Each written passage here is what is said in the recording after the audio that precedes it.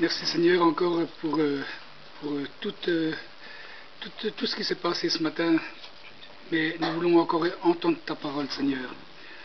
Merci bien de bénir Yannick, Seigneur Jésus, de remplir sa bouche, son cœur, son âme, et que tout ce qui sortira de sa bouche vienne de toi. Saint-Esprit, c'est toi qui le visites, c'est toi qui le remplis au débordement, et que toute parole puisse être une nourriture puissante pour chacun de nous. Que nous ne soyons pas des auditeurs oublieux, mais Seigneur, qu'en sortant, ça reste profondément ancré dans notre cœur, et que nous mettions en pratique tout ce que nous allons entendre, parce que tout ce que va être dit vient de toi, et nous nous entendons à toi. Tu bénis Yannick, Seigneur, et vraiment fais-lui du bien. Fais-nous du bien ce matin encore. Amen. Louange et gloire à toi, dans le nom de Jésus-Christ. Amen. Amen. Merci Seigneur. Alléluia. Voilà, peut-être avant d'entendre le message, j'aimerais peut-être entendre un témoignage. Notre sœur Danielle qui vient au milieu de nous depuis quelque temps. Je pense que plusieurs ne la connaissent pas. Si tu pouvais nous dire quelques mots de témoignage. Hein? Comment tu as rencontré Jésus? Voilà. Vas-y, approche-toi. Voilà. Voilà. J'ai du mal de parler. Oui, vas-y. Bon, disons que j'ai été élevée dans une famille chrétienne. Voilà. Et puis, donc, j'allais au catéchisme, j'allais au culte. Mon papa, donc, a remplacé donc, le pasteur pendant un certain temps, dans quelques années aussi. Et puis, disons que nous avons eu, donc, disons, on a eu beaucoup de soucis dans la famille aussi. On a eu la perte d'une petite sœur, d'un petit frère aussi. Mon papa est parti aussi. Donc, c'est vrai qu'après, donc, je me suis sentie vraiment seule après le départ de mon papa, quand il est décédé. Je n'avais plus de repères, j'étais perdue. Donc, c'est vrai qu'après, je me suis un peu perdue. Donc, mais le Seigneur m'a rappelé à lui quand même quelques années plus tard. Je savais qu'il était toujours à mes côtés, que je pouvais compter quand même sur lui, qu'il était là, mais je n'étais plus aussi proche que quand mon papa était là. Mais finalement, il m'a rappelé à lui il y a quelques années, donc pour le problème de santé de mon mari, donc il a perdu ses deux reins. Et donc c'est à ce moment-là que vraiment j'ai crié vraiment au Seigneur, que vraiment j'avais besoin de lui pour sauver mon mari, pour l'aider dans sa guérison. Et puis, donc je suis revenue à partir de ce moment-là vraiment au Seigneur. Voilà, je l'ai vraiment retrouvé et je l'ai accepté vraiment comme mon sauveur. Et maintenant il fait vraiment partie de ma vie lui appartient. Et tout ce que je désire maintenant, c'est que voilà, il travaille le cœur de mon mari. C'est vrai qu'il y a eu du changement. Il voit que moi j'ai beaucoup changé aussi. D'ailleurs, ils me font assez la réflexion, même mes enfants. Et donc, mais voilà, je sais que le Seigneur va faire tout ce qu'il faut aussi pour ma famille. Donc, j'ai confiance en lui. Voilà. Amen. Amen. Super. Alléluia. Voilà. Merci Seigneur. On ne peut pas s'appuyer sur la foi de son père, sa mère, sa femme, son mari, ou son cousin. À un moment donné, il faut s'appuyer sur Jésus. Hein. Chacun, nous avons à faire une expérience vivante avec lui, et on ne peut pas s'appuyer sur la foi des autres, mais il faut expérimenter nous-mêmes la foi véritable. Hein. Et comme souvent j'entends dire, et ça me, comment dire, j'aime pas beaucoup entendre ce genre de discussion. Je suis né entre deux pages de Bible. Eh bien, si tu es né entre deux pages de Bible, tu es perdu. Voilà. Parce qu'il faut naître de nouveau. Et c'est pas entre deux pages de Bible qu'on est de nouveau. On est de nouveau au travers d'une expérience vivante avec Jésus-Christ, une repentance sincère et profonde, une conviction de péché, une nouvelle naissance. Il n'y a que ceux qui entrent dans le ciel, ils seront nés de nouveau. Hein. Il n'y a pas de porte de derrière, il n'y a pas d'autre endroit. La porte, c'est Christ. Et si nous voulons être sauvés, il nous faut entrer par lui. Et il nous a donné cette condition-là. Repentez-vous et croyez à la bonne nouvelle. Alléluia. Est-ce que c'est ce que nous voulons annoncer partout autour de nous, hein, c'est à tous les hommes, les femmes, les jeunes, qu'ils aient à se repentir de leurs péchés. Parce que Christ a payé sur le bois de la croix. Et je crois que c'est important d'annoncer la repentance, c'est ce que les apôtres prêchaient, annoncer la repentance envers Dieu et une conversion, une transformation de vie, une nouvelle naissance, comme Jésus l'a dit. Eh bien, cet homme qui était religieux, il faut que tu naisses de nouveau. Ce n'est pas ta religion qui va te sauver, c'est le Sauveur. Alléluia. Ce n'est pas un groupe même évangélique qui va te sauver, mais c'est Jésus, c'est lui le Sauveur. Il est venu sauver ceux qui sont perdus. Alors si tu dis je ne suis pas perdu, eh bien si tu l'es, parce qu'il est venu sauver que ceux qui sont perdus, que ceux qui ont besoin de salut. Et si tu te rends compte que tu as besoin du salut de Dieu, eh bien il est venu pour sauver ceux qui sont perdus. Et Jésus est là au milieu de nous ce matin. Et je le crois de tout mon cœur, il est là. Christ est là, présent au milieu de nous. Il est là pour nous guérir, il est là pour nous délivrer, il est là pour nous révéler ce qu'il veut, ce qu'il attend de nous, ce qu'on a besoin de comprendre, de saisir par la foi, parce que c'est par la foi qu'il nous faut saisir les promesses de Dieu. Hein, ce n'est pas avec notre intelligence, mais par la foi. Seigneur, je ne comprends pas tout, mais je sais une chose, c'est que tu es là et que tu peux agir dans ma situation, dans ma vie. Ah, j'ai une mouche qui m'embête depuis tout à l'heure. On sait qui c'est le prince des mouches, hein. Il a envoyé un sbire. Voilà, juste quelques informations avant d'aller plus loin. On a reçu du courrier cette semaine, on a déjà partagé mercredi. Voilà, donc c'est un courrier de l'agence OGT. Voilà, si quelqu'un peut lire, ou peut-être vous pouvez lire d'ici, non? À ce point-là? Ouais.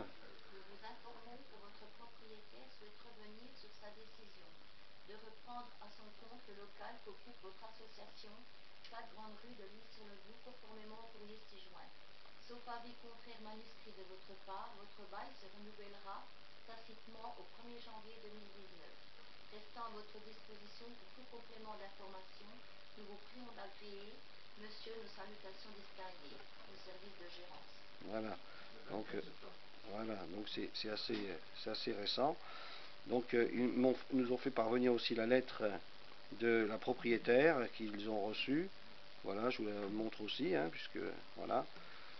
Je Saucillier, alors c'est Bourg-Valder, hein, je crois que c'est la personne, la propriétaire, Martine, ne plus souhaiter définitivement reprendre le local.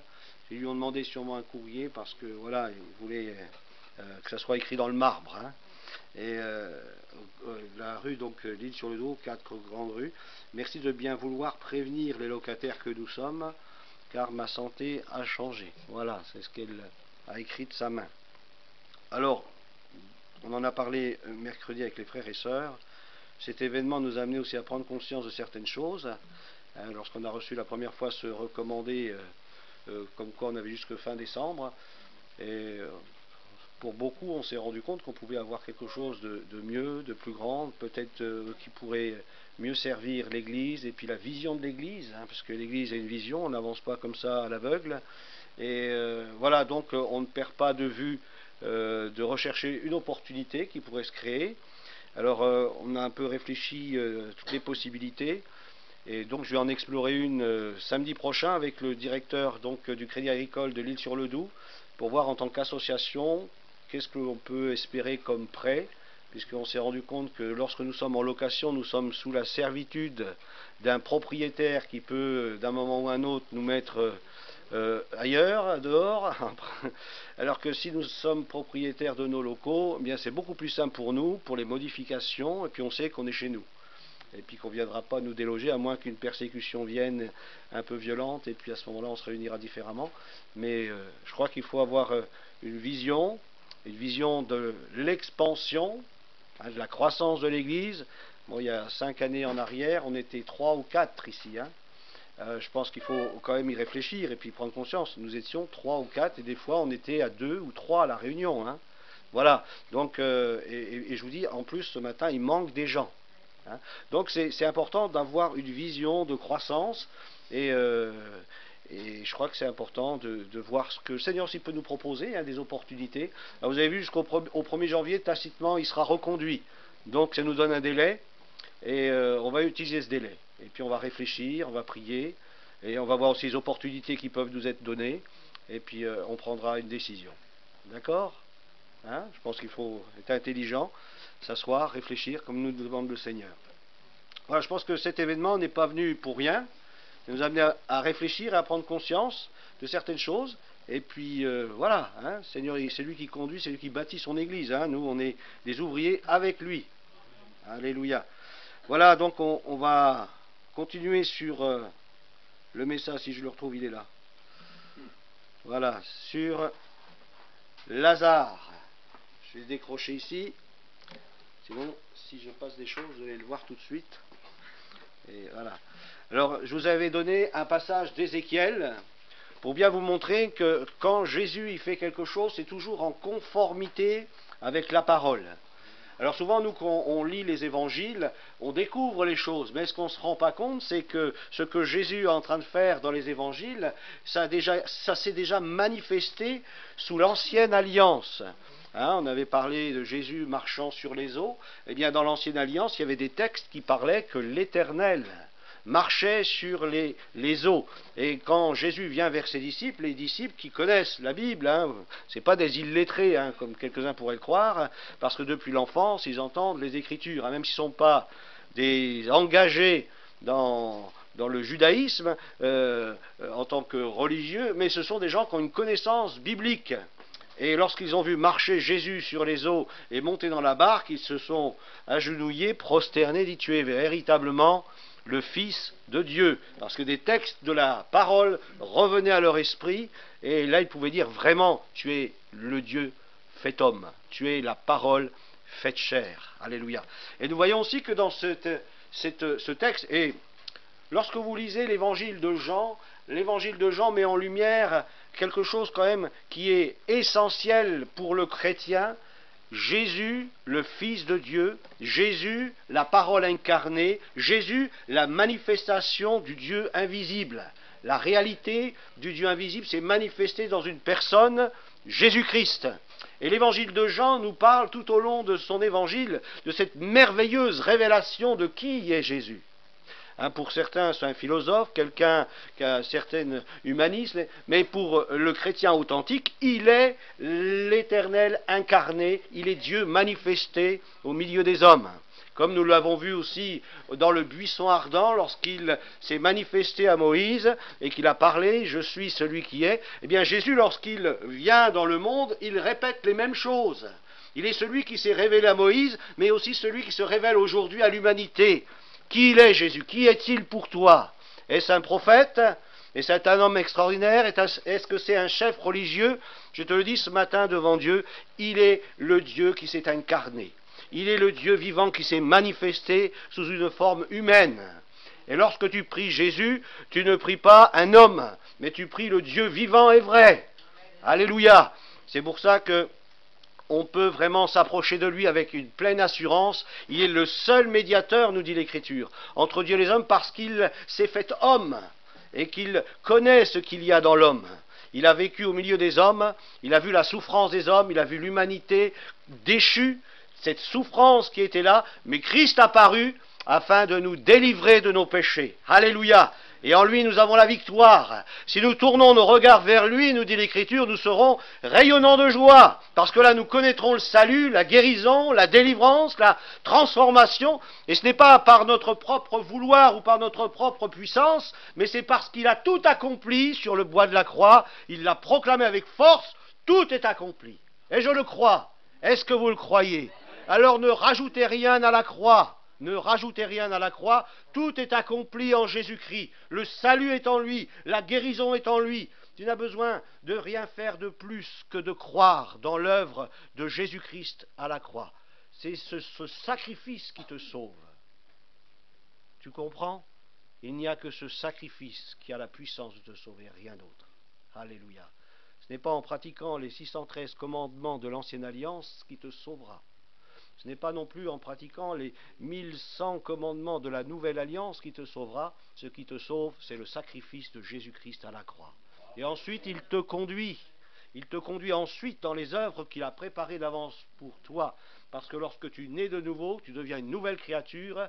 Et marcher selon la pensée, selon le désir de Dieu, devient naturel en toi. Parce qu'il a mis en toi un cœur nouveau, un esprit nouveau. Sinon, il n'y a pas de nouvelle créature. Avec notre ancienne nature, on ne peut pas vivre la vie chrétienne. Est-ce que vous comprenez? Avec mon ancienne nature, je ne peux pas vivre la vie chrétienne. Même comme l'a dit notre sœur, si je suis né dans un foyer, une famille chrétienne, je ne peux pas vivre la vie chrétienne si je ne suis pas né de nouveau. Il me faut naître d'en haut pour avoir un cœur qui plaît à Dieu, un cœur de chair et un esprit nouveau. Alléluia. Alors ce texte est dans Ézéchiel 37, où il nous est parlé que l'Éternel ouvrira les sépulcres et il fera sortir les morts de ces sépulcres. Donc cette parole d'Ézéchiel 37, versets 12 et 13, Jésus l'a manifesté devant tous les Juifs qui étaient présents le jour où Lazare est sorti du tombeau. Ils étaient tous témoins que Lazare était bien mort. Alors non seulement ils étaient témoins visuels, mais il y avait aussi l'odorat qui leur disait que Lazare était bien mort. Puisque, vous vous souvenez, c'est la sœur de Lazare qui a dit à Jésus, « Il sent déjà ». Alors s'il sent déjà, c'est que déjà il y a un état de décomposition qui est là, présent dans ce tombeau, mais Jésus est la résurrection. Jésus est la vie, et celui qui croit en lui, eh bien il peut espérer dans le miraculeux.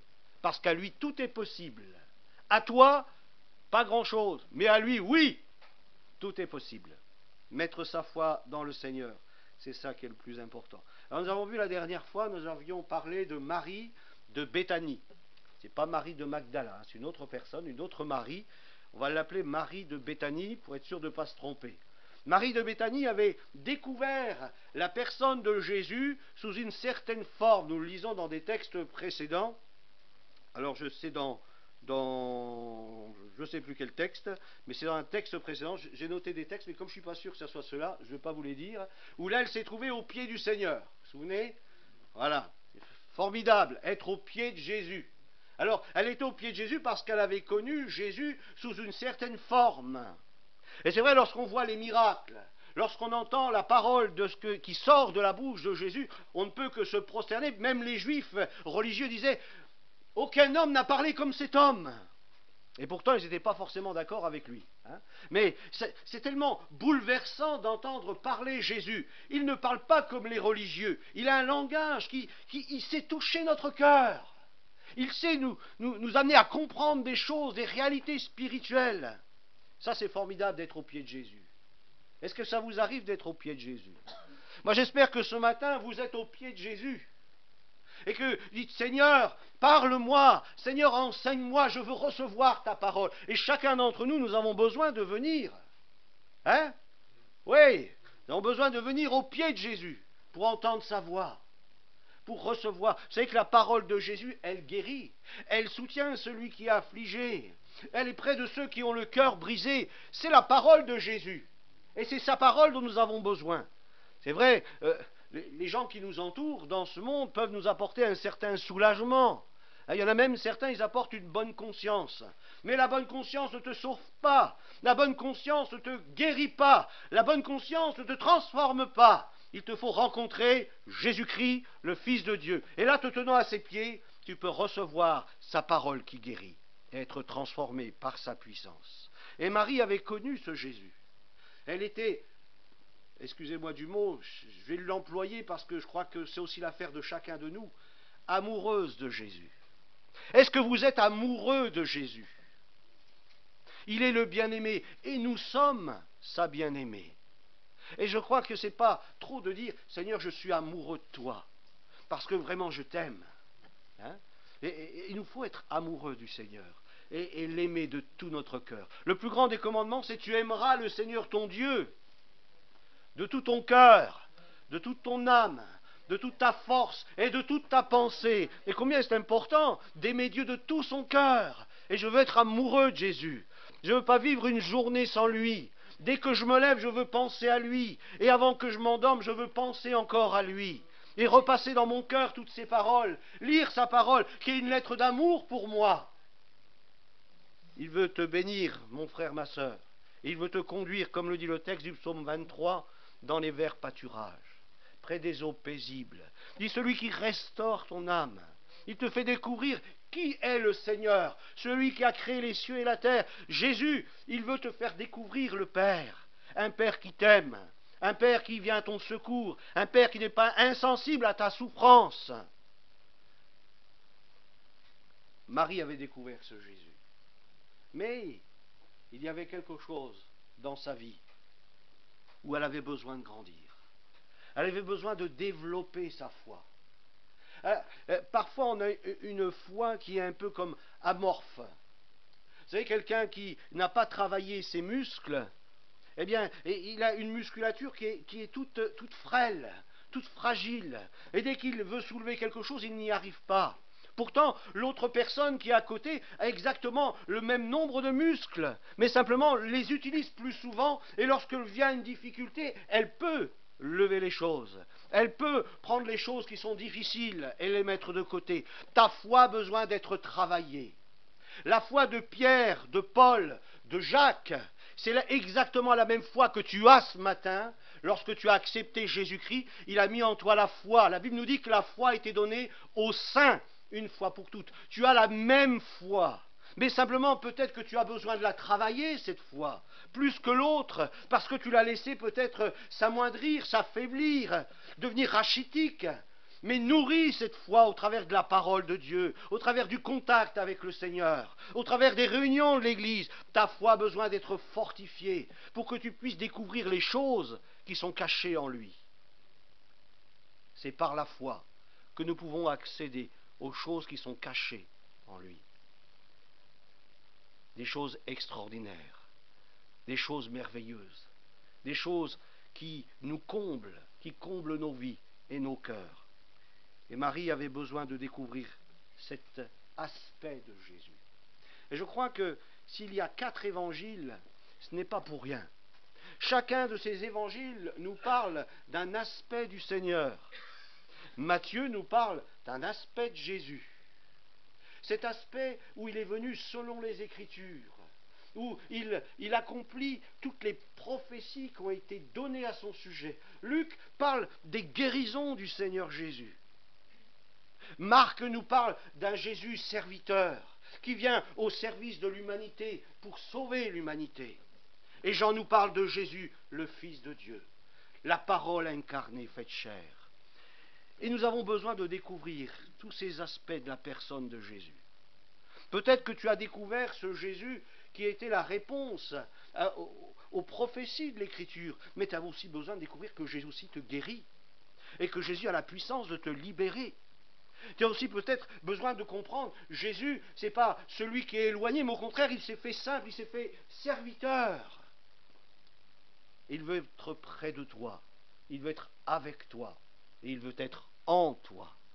Alléluia. À tous ceux qui l'ont reçu, cette parole, elle a donné un pouvoir extraordinaire de pouvoir devenir enfants de Dieu. Tous les êtres humains sur cette terre ne sont pas des enfants de Dieu. Je ne sais pas si je vous apprends quelque chose, mais tous ne sont pas des enfants de Dieu. Seuls ceux qui sont enfants de Dieu, c'est ceux qui ont reçu la parole. Parce qu'elle a donné un pouvoir, le pouvoir de devenir enfants de Dieu, de devenir. Une puissance de vie qui vient en nous et qui nous transforme et nous amène de plus en plus à la ressemblance de notre frère aîné, Jésus-Christ. Alléluia. Alors, nous retrouvons cette Marie. Lorsque vous lisez le passage de la résurrection de Lazare, nous la retrouvons tout de suite derrière, dans les écrits suivants, où là vous la voyez au pied de Jésus, avec du parfum. Il nous est dit dans ce texte qu'elle verse du parfum sur ses pieds et qu'elle les essuie avec ses cheveux. D'ailleurs, dans le texte où il nous est parlé de la résurrection de Lazare, il nous en est parlé tout au début, lorsqu'il est dit de Marie, celle qui a oint les pieds du Seigneur et qui les a essuyés avec ses cheveux. C'était quelque chose qui a marqué Jean. Et je crois que c'est quelque chose aussi qui doit nous marquer. Au moins, Jean l'a fait remarquer, alors que cela puisse aussi nous marquer. Pourquoi est-ce que Jean en parle? Parce que Marie avait besoin de découvrir un Jésus différent de ce qu'elle a... Pas différent, mais un autre aspect de Jésus, qui est la résurrection de la vie. Lorsque l'on croit que tout est fini avec lui, tout n'est pas fini. Lorsque l'on croit que tout est fini, avec lui, tout n'est pas fini. Il peut changer les choses. Et je le crois de tout mon cœur, il peut changer les choses. Alors je vais avancer avec vous dans ce texte. Voilà. On va aller ici. Alors Jésus vient devant le tombeau. Nous avons vu, je crois, la dernière fois, lorsque Jésus pleura, Jésus frémit, Alors, il fut ému, on en avait parlé. C'est vrai, devant la souffrance, Jésus ne peut pas être insensible. Mais aussi, il n'est pas insensible face aussi à l'incrédulité des gens. Et cela, c'est dans le cœur du Seigneur. Et souvent, le Seigneur a reproché à ses disciples le manque de foi, le manque de confiance, alors qu'il avait fait tellement de prodiges. Il avait multiplié les pains, il avait fait des choses extraordinaires, et pourtant, lorsqu'ils étaient dans la barque, seulement là, ils découvrent qui est Jésus. Mais même plus tard, lorsqu'on les retrouve, ils sont toujours comme ballottés, d'un côté comme de l'autre, de la foi, dans le doute. Mais la parole de Dieu nous invite à sortir le doute de nos cœurs, afin de manifester une foi pleine et entière. Alors Jésus vient devant le tombeau, et il dit, mais où l'avez-vous mis? Et puis là, il leur dit, roulez la pierre. Et là, il roule la pierre, et on vient lui dire, mais ça fait déjà 4 jours qu'il est mort. 4 jours qu'il est dans ce tombeau. Et pendant ce temps, sa chair a commencé à se décomposer puisqu'il sent déjà. Et là, il y a Marthe qui lui dit, mais Seigneur, quelque part, est-ce que c'est possible? Puisqu'il sent déjà. Et Jésus la reprend en lui disant, ne t'ai-je pas dit? Ne t'ai-je pas dit? Alors on peut retrouver ça au verset 26 de ce même passage où Jésus dit, je suis la résurrection et la vie. Puis à un moment donné, elle dit, oui, Jésus lui dit, crois-tu cela? Et elle un peu, oui, je crois que tu es le Fils de Dieu. Quelque part comme cet homme qui amène son fils, et puis qui dit au Seigneur, viens au secours de mon incrédulité. C'est un peu dans ce même aspect, il y a comme un mélange dans le cœur. Elle veut croire, mais de l'autre côté, il y a la réalité qui l'amène à manquer de foi. Et le Seigneur, il pose, crois-tu cela? Et je crois que c'est important de croire ce que Jésus dit. Peu importe les circonstances que tu peux vivre, peu importe les situations que tu vis, crois Jésus. Attache-toi à la parole de Dieu. Et même si, une fois que cette parole, tu l'as reçue dans ton cœur, que tu sais que c'est la parole de Dieu, si quelqu'un vient te dire non, tu dis, arrière de moi, Satan. Je crois ce que le Seigneur a déposé dans mon cœur parce que c'est la vérité, c'est lui qui a déposé. Vous savez, il y a un voleur, c'est le diable. Le diable, il vient nous voler, nous enlever les choses que nous pouvons recevoir dans notre cœur. Si une semence de foi a été semée dans ta vie, ne permets pas à l'ennemi de l'enlever. Mais combat contre le doute, combat contre l'incrédulité, et garde cette parole dans ton cœur et nourris-la, remercie le Seigneur. Comme Jésus l'a fait devant le tombeau, dit, je sais que tu m'exauces toujours. Et c'est vrai, lorsque nous prions, le Seigneur, la Bible nous dit, croyez que vous l'avez reçu. Alors si je crois que je l'ai reçu, bien déjà je dis merci. Eh bien déjà je me mets debout et je crois que ça y est, c'est fait. Je suis guéri, je suis délivré, je suis transformé. Je le crois, je le confesse de ma bouche. Et je crois que c'est important de confesser de sa bouche les choses. Confesser la parole de Dieu. Condamner le mensonge. Tout ce qui viendrait s'élever contre la parole. Réprimer ces choses. Il y en a un qui ne veut pas que tu vives la délivrance. Il y en a un qui ne veut pas que tu sois guéri. Il y en a un qui ne veut pas que tu sois transformé, c'est le diable. Alors, n'essaye pas de te mettre d'accord avec lui et de raisonner avec lui, mais chasse-le de ta vie, chasse-le de tes pensées, chasse-le de tes lèvres. Confesse la parole de Dieu. Crois-tu cela?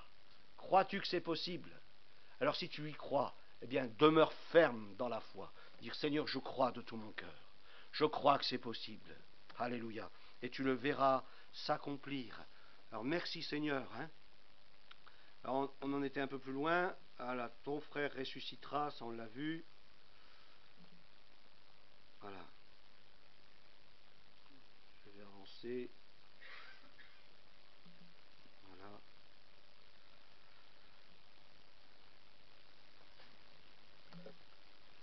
Pour moi, je savais que tu m'exauces toujours.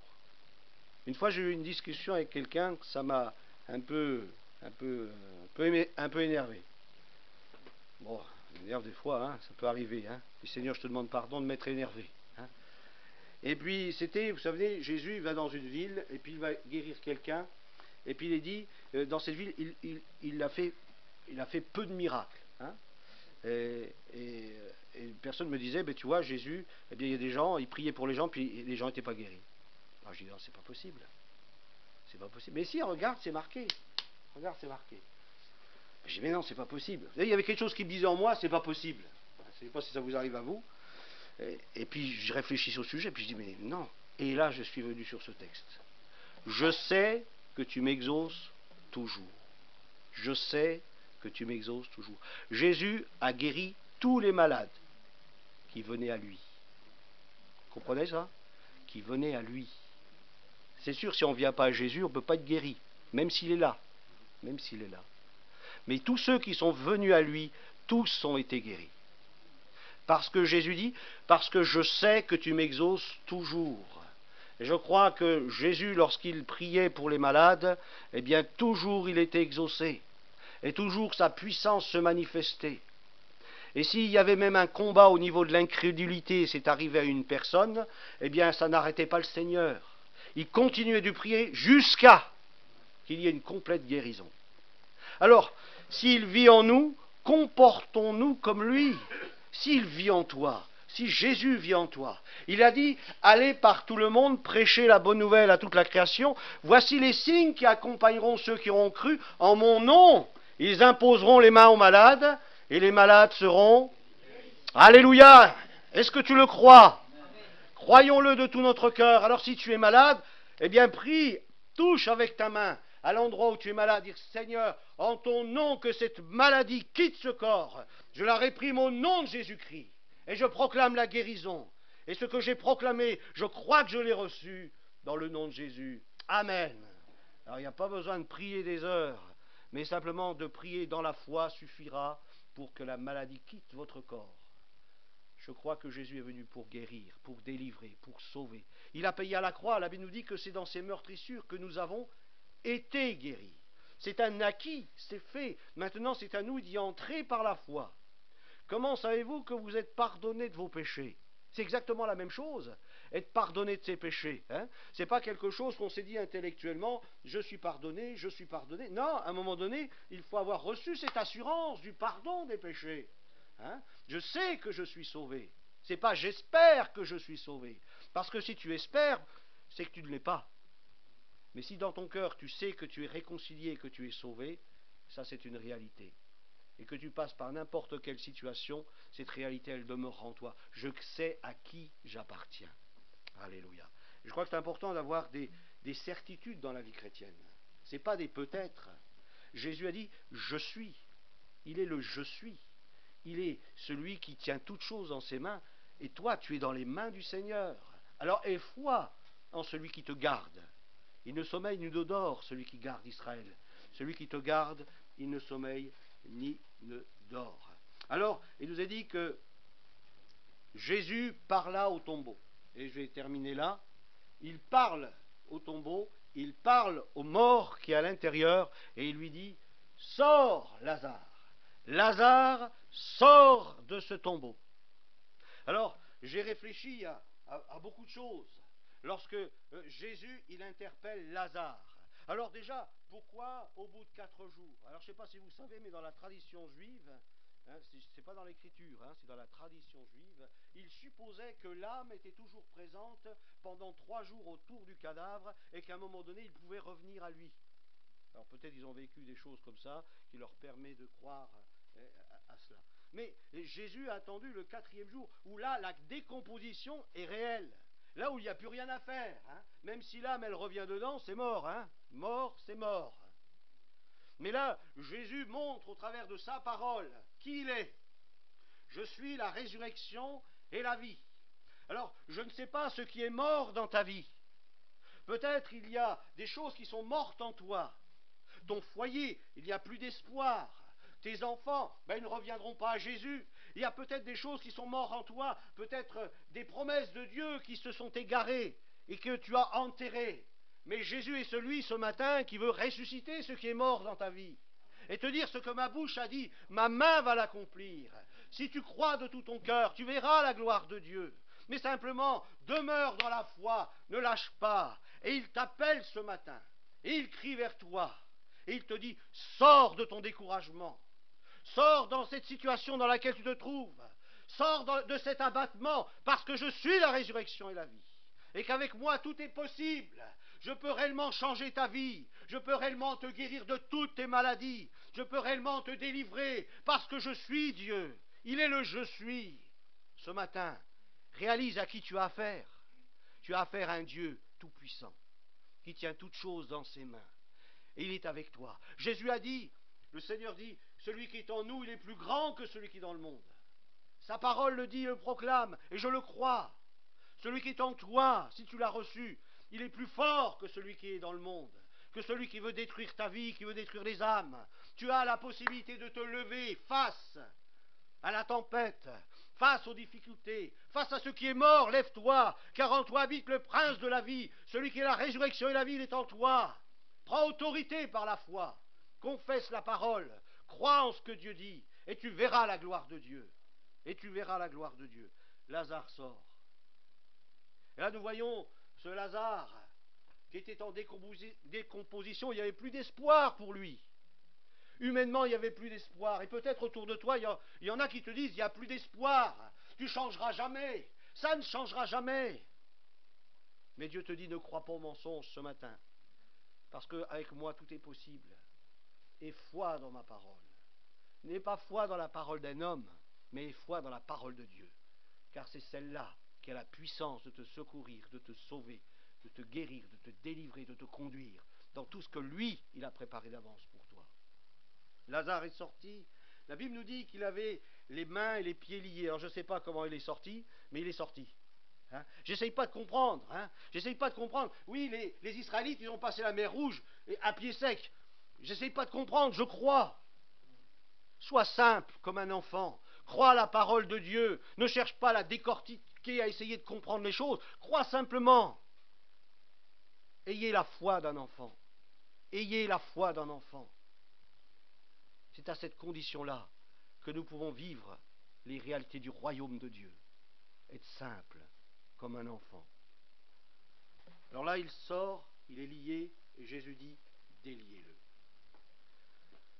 Déliez-le. L'Église a une grosse responsabilité face à des situations où Dieu manifeste sa puissance. Mais Dieu veut être collaborateur avec nous. Il veut collaborer avec toi. Il y a des choses que tu ne peux pas comprendre, mais Dieu va faire des choses. Mais il te demande aussi d'accompagner, d'aider, de soutenir, de secourir, mais il est avec toi. Dieu veut que nous puissions être ouvriers avec lui. Ce n'est pas lui qui va tout faire. Bien sûr, c'est l'impulsion principale. Hein, il va toucher le cœur, comme il a fait le jour de la Pentecôte, lorsque Pierre a prêché. Les cœurs furent touchés, vivement touchés, nous dit la parole.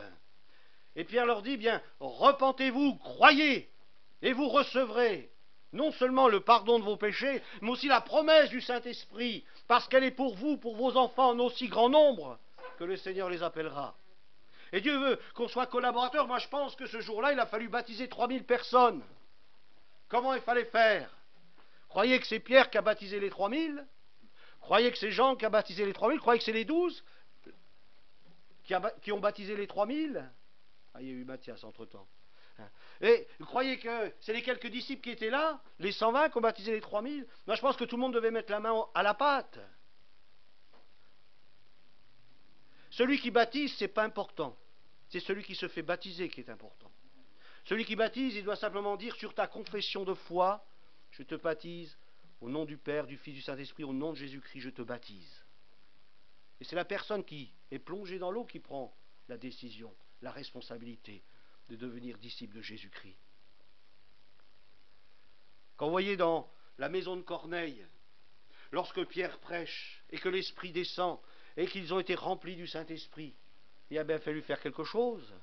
Et Pierre a dit, bien, il faut les baptiser maintenant. Hein. N'attendez plus, baptisez-les. Croyez qu'ils ont fait des cours sur le baptême? Ils étaient baptisés du Saint-Esprit. Croyez que le Saint-Esprit ne connaît pas les cours du baptême? Hein? Ils ont été baptisés, ils les ont baptisés sur ta confession de foi. sur ton expérience, sur ce que tu as vécu, sur ce pardon que tu as reçu. En ce nom, au nom de Jésus, je te baptise, au nom du Père, du Fils et du Saint-Esprit. Le baptême fait partie de notre marche avec Dieu, c'est celle qui nous fait entrer dans cette vie de disciple avec Jésus-Christ. Il y a des gens qui aimeraient qu'avant que les gens soient baptisés, ils soient déjà docteurs de la parole. Hein? Mais ce n'est pas du tout ça. Le baptême, c'est simplement le fait, comme cet homme, l'eunuque éthiopien, vous imaginez l'eunuque éthiopien, hein? Philippe marchait à côté de lui, il entend qu'il lit la parole de Dieu, il lui explique, et il dit, qu'est-ce qui empêche que je sois baptisé? Ben attends, je regarde, d'abord il faut faire les cours 1, cours 2, cours 3, et puis après, eh bien, tu reviens le mois prochain, tu vois, là, le mois prochain il y a une autre fête, et puis là on te baptisera, il y aura Pierre, Paul, Jacques, et puis après on te baptisera du Saint-Esprit, enfin je ne sais pas. Non, vous imaginez? Ah non, dès qu'il a posé la question, il dit, ben, il y a de l'eau ici. Qu'est-ce qui empêche? Est-ce que tu crois que Jésus est réellement le Fils de Dieu? Oui, je crois. Eh bien voilà, ça suffit. Maintenant, c'est sur ta confession de foi. C'est sur ta confession de foi. Je te baptise au nom du Père, du Fils et du Saint-Esprit. Il n'a pas dit qu'il a prié pour qu'il reçoive le Saint-Esprit, hein, ça c'est pas écrit. Hein. Mais je pense que chaque baptisé, eh bien tout disciple de Jésus-Christ prie pour que le Saint-Esprit descende sur lui. Il ne prie pas pour que le parler en langue descende sur lui, on en a parlé mercredi. Il ne prie pas pour que le parler en langue descende sur lui. Il y a beaucoup de gens qui se trompent. Hein. On prie pour que le Saint-Esprit descende. Et quand le Saint-Esprit descend, bien sûr, ils se mettent à parler en d'autres langues. Ne recherchons pas les langues, mais recherchons à être remplis, baptisés dans le Saint-Esprit. Et quand tu vas être... Bien sûr, ça va se manifester, mais ce n'est pas ça qu'il faut que tu recherches. Recherche à être rempli, débordant du Saint-Esprit. Que ça puisse jaillir. Alléluia. Et ça, je crois que c'est important. Alors, déliez-le. Nous avons une responsabilité en tant qu'Église de Jésus-Christ. Nous avons notre part à faire, d'accompagner les âmes dans cette connaissance de la personne. Il est dit dans la parole, vous connaîtrez la vérité et la vérité vous rendra libre. Elle vous déliera, elle vous libérera, elle brisera vos chaînes, elle vous amènera à comprendre.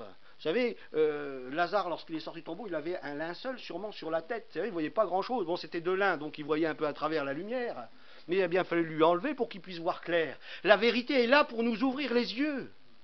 Et je crois que c'est important, lorsque des personnes ont fait une expérience vivante avec Dieu, une expérience de régénération, de résurrection, lorsque on est ressuscité avec Christ, nous dit l'Écriture, lorsque quelqu'un naît de nouveau, hein, il y a une résurrection qui s'opère, et bien ensuite il nous faut le conduire dans la vérité. Ensuite il nous faut le conduire dans la vérité, pour lui apprendre à marcher d'une manière qui honore Dieu et qui le glorifie. C'est notre responsabilité. Amen. Voilà, je vais arrêter là, j'ai encore plein de choses à dire. On verra plus tard, si le Seigneur le permet. On va prier le Seigneur. Alléluia. On va peut-être se lever ensemble. Ça permet de voir ceux qui se sont endormis.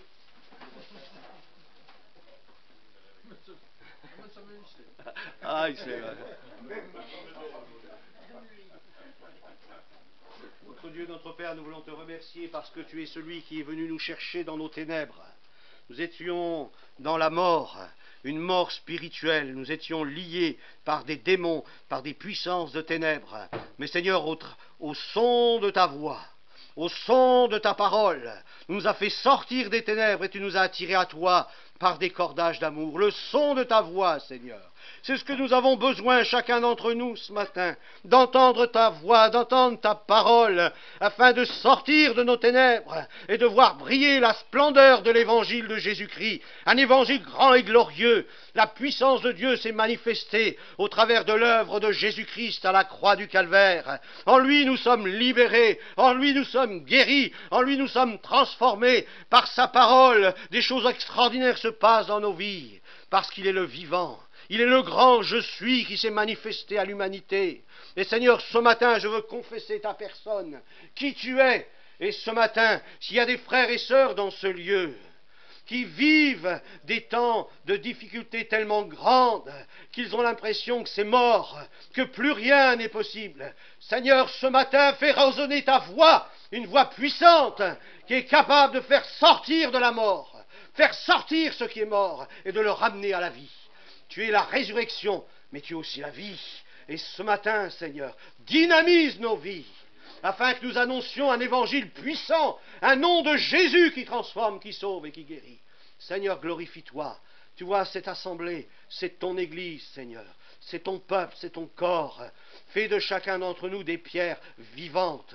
Pas des pierres mortes, mais des pierres vivantes, qui s'édifient les unes aux autres, qu'ils s'assemblent et qu'ils s'édifient, qui forment une maison spirituelle, où, Seigneur, tu marches, où, Seigneur, tu demeures. Tu es là, au milieu de nous, et nous te bénissons, et nous t'adorons, Jésus. Amen, amen, amen.